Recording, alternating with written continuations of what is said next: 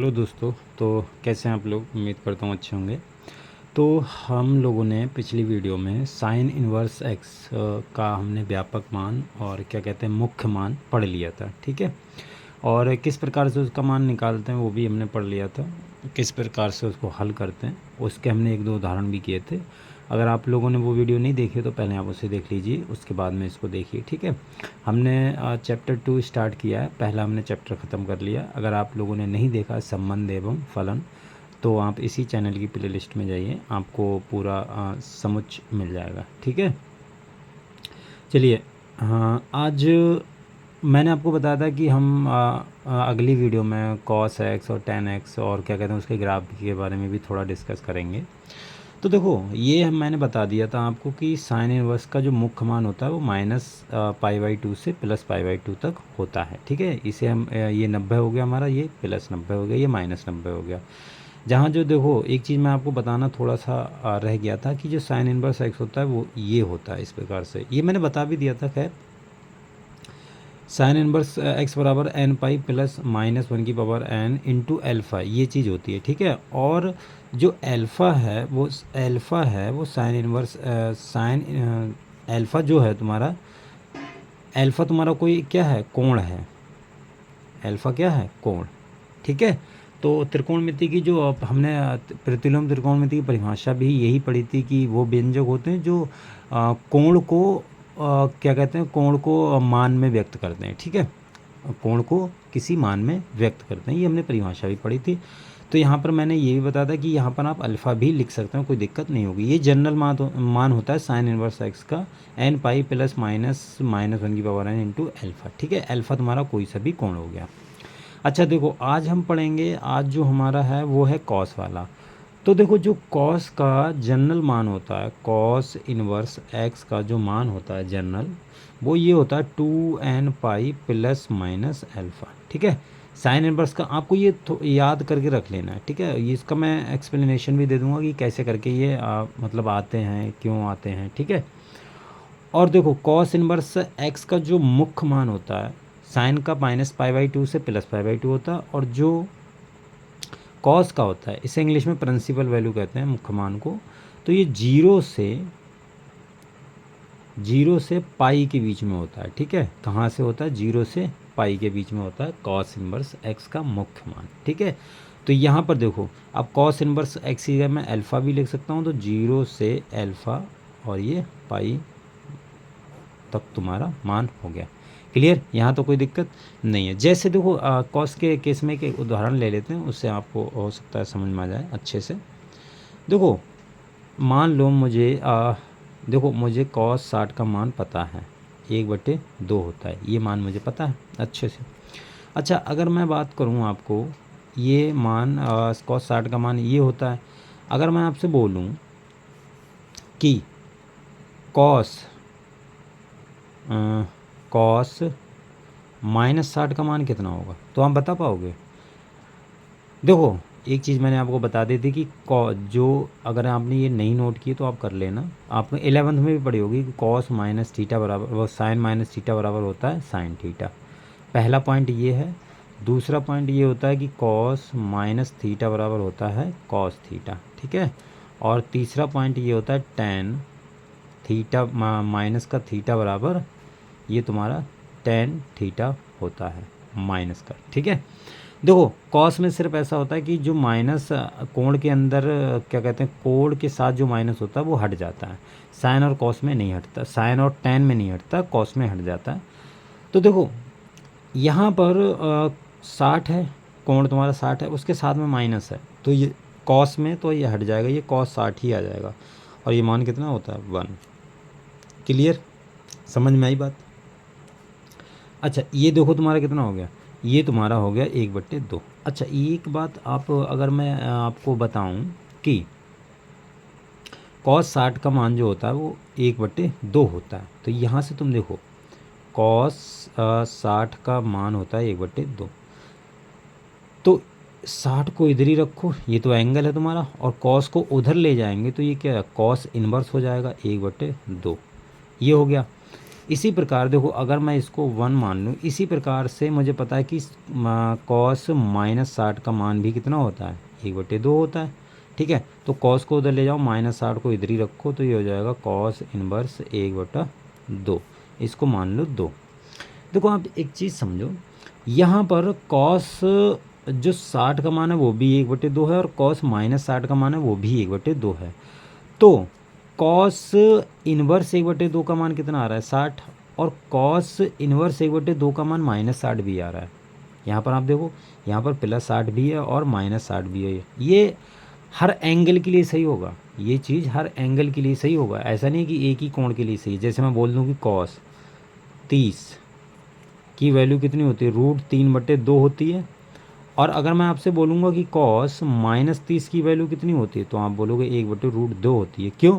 क्योंकि cos minus theta क्या हो जाएगा, कॉस थीटा, और कॉस 30 की वैल्यू तो यही होती है। तो ये हर एंगल के लिए ठीक होगा, किसी एक एंगल के लिए नहीं बोल रहा हूँ मैं। कॉस इनवर्स 1/2 का मान 60 है, और कॉस इनवर्स 1/2 का मान -60 भी है। आप कैसे भी कर लो, यहाँ से निकालोगे तो देखो कॉस इनवर्स √3/2 का मान 30 है, और कॉस इनवर्स √3/2 का मान -30 भी होगा। इसको उधर ले चले जाओ तो ये -30 ही होगा, कि कुछ भी ले लो आप। अब मान लो आपने ले लिया कि कॉस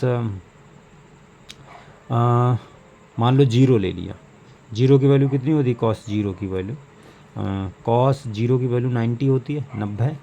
तो आप यहाँ से लिख सकते हो कि कॉस 0 की वैल्यू 90 होती है, तो कॉस -0 की वैल्यू भी 90 होगी। तो यहाँ से भी आप लिख सकते हो, यहाँ से क्या आ जाएगा, कॉस, अगर आप इसे लिखो कि इनवर्स कॉस 90 बराबर ये भी 0 होगा, और कॉस इनवर्स 90 बराबर ये क्या होगा तुम्हारा, -0 होगा। खैर माइनस प्लस का 90 0 पे तो कोई फ़र्क पड़ेगा नहीं, तो इससे कोई दिक्कत होने वाली बात नहीं है। जो मैं बता रहा हूँ वो आप समझो कि कॉस की, अगर कॉस √3/2 की वैल्यू 30 है, तो कॉस √3/2 की वैल्यू -30 भी होगी।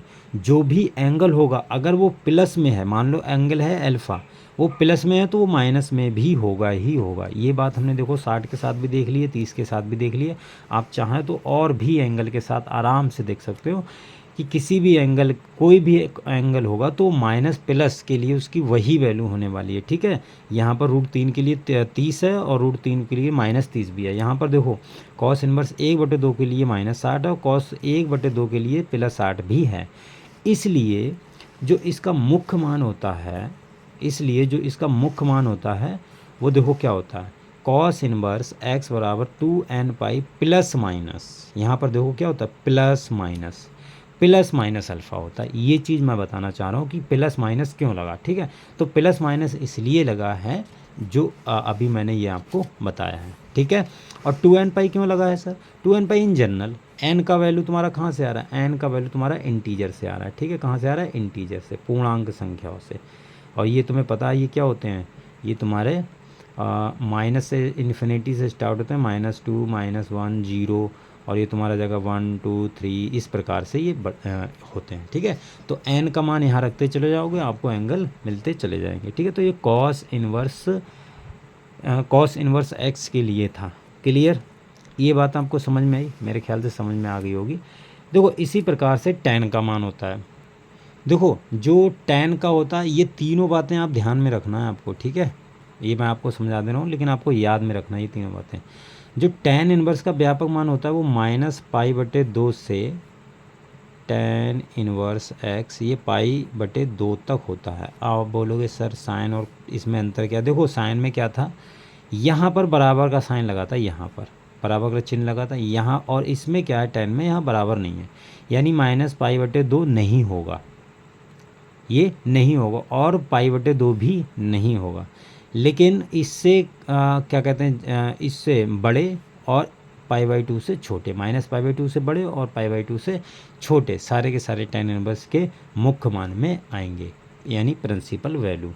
ठीक है, जहाँ देखो जो tan इनवर्स x होगा वो तुम्हारा n पाई प्लस अल्फ़ा होगा। ठीक है, tan इनवर्स x बराबर इन जनरल तुम्हारा ये होगा मान। ठीक है, तो पहला पॉइंट ये है, दूसरा पॉइंट तुम्हारा ये है, और तीसरा पॉइंट ये है कि भाई यहाँ पर tan इनवर्स की जगह पे अल्फ़ा भी रख सकता हूँ, तो बस वो कोई नई बात नहीं है। तो ये होगा तुम्हारा अल्फ़ा और π/2। ये मान आप तीनों के तीनों याद रखना, ये बहुत काम आने वाले हैं कि कोई पूछ लेगा आपसे कि इनके मुख्य मान क्या होते हैं, ठीक है। और मुख्य मान का इन फार्मूले से यूज़ कैसे होता है वो मैंने आपको बता दिया। देखो tan इनवर्स का मैं और बता दे रहा हूँ ताकि आपको और क्लियरिटी आ जाए। मान लो कि हमें tan 30 है। अब tan 30 की वैल्यू हम सभी जानते हैं क्या होती है, 1/√3 होती है, ठीक है। ये तो आपको पता ही होना चाहिए, अगर ये भी नहीं पता होगा तो दिक्कत हो जाएगी। अब इसको इधर ले जाओ, तो देखो ये हो गया तुम्हारा tan इनवर्स 1/√3, तो इसकी वैल्यू आ गई तुम्हारी 30। अब देखो tan इनवर्स 1/√3 की वैल्यू कितनी आ गई है तुम्हारी 30 को मैं लिख सकता हूँ π/6 लिख सकता हूँ 30 को। अब देखो जो tan इनवर्स 1/√3 है तो ये आ गया तुम्हारा 6। ये क्या है, ये तुम्हारा अल्फ़ा ही तो है भाई, ये जो है वो तुम्हारा अल्फ़ा ही तो है। तो देखो मुख्य मान इसका मैंने कहाँ से कहाँ तक बताया था, इसका जो मुख्य मान होता है वो -π/2 से π/2 के बीच में होता है। तो ये बीच में ही तो आ रहा है, π/2 से -π/2 के बीच में आ गया, तो ये बात सेटिस्फाई होगी। अच्छा, अगर मैं आपसे बात करूँ कि इसको इन जनरल बताओ, तो आप बता सकते हो कि tan इनवर्स 1/√3 और क्या होता है n पाई प्लस अल्फ़ा, तो π/6 ये जनरल वैल्यू होगी इसकी, ठीक है, व्यापक मान। ये जनरल वैल्यू होगी tan इनवर्स x का 1/√3 का जनरल वैल्यू यानी व्यापक मान ये होगा, ठीक है। अब देखो n की वैल्यू तुम बढ़ते चले जाओ, जैसे हमने साइन में की थी वैसे कर रहे हैं। तो n की वैल्यू अगर मैं 0 कर दूंगा, n की वैल्यू अगर मैं 0 रख दूंगा तो क्या आएगी, देखो ये आ जाएगा तुम्हारा 0 × पाई, ये आ गया π/6, तो ये π/6। तो देखो 1/√3 का मान π/6 होता है, ये तो हमें पता है अच्छी तरीके से। अगर मैं n की वैल्यू 1 रख दूं तो देखो क्या बनेगा, 1 पाई इसमें रखना है, ठीक है, और प्लस π/6, तो कितना आ गया पाई प्लस π/6, तो ये हो गया 6 पाई प्लस π/6, तो ये 7 π/6। तो देखो tan इनवर्स 1/√3 की वैल्यू तुम्हारी π/6 भी होती है, और tan इनवर्स 1/√3 की वैल्यू 7 π/6 भी होती है। ये बात आप ध्यान में रखना, ठीक है। अगर मैं n की, अब ये कैसे होती है भाई, अभी इसी फार्मूले से कि अगर मैं 7 π/6 का मान निकालूंगा तो वो भी 1/√3 ही आएगा। कैसे करके आएगा देखो मैं बता देता हूँ आपको। अगर मुझे tan 7 π/6 की वैल्यू निकालनी है तो कितनी आएगी, देखो इसको मैं लिख सकता हूँ tan इसको मैं लिख सकता हूँ पाई प्लस π/6, ठीक है। अब देखो पाई यानी 180 में कुछ जुड़ रहा है, कोई सा एंगल होगा जो कोण होगा वो तुम्हारा जुड़ रहा है, तो 180 प्लस थीटा किस में होता है, ये तीसरे में पहुंच जाता है। 180 प्लस कुछ करोगे तो ये तीसरे में पहुंच गया। अब तीसरे में tan का चिन्ह कैसा होता है, tan का जो साइन होता है वो प्लस का होता है, तो ये साइन किसका हो गया, प्लस का।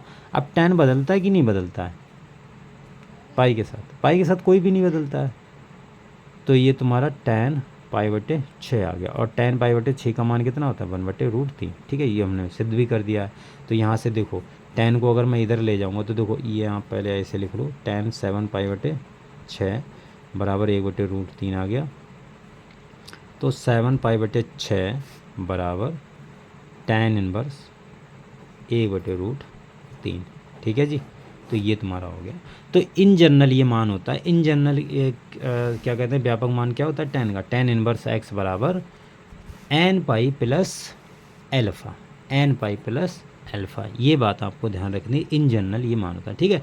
तो देखो हमने आपको साइन के पहली वीडियो में बता दिए थे, ये कॉस के और tan के रह गए थे, तो मैंने आपको इस वीडियो में बता दिया। आई होप ये आपको क्लियर हुए होंगे, अगर नहीं हुए हैं तो आप इसे दोबारा देखिए, ट्राई करिए, समझने का प्रयास कीजिए, ठीक है। मैंने आपको एक एक चीज़ बता दी है बिल्कुल डिटेल से कि क्यों इसके मान हम ले रहे हैं, कॉस का प्लस माइनस में एंगल क्यों लेते हैं, क्यों नहीं लेते हैं, ठीक है। चलिए फिर आज के लिए इतना ही रखते हैं, मिलते हैं अगली वीडियो में, तब तक के लिए बाय, ध्यान रखिए अपना।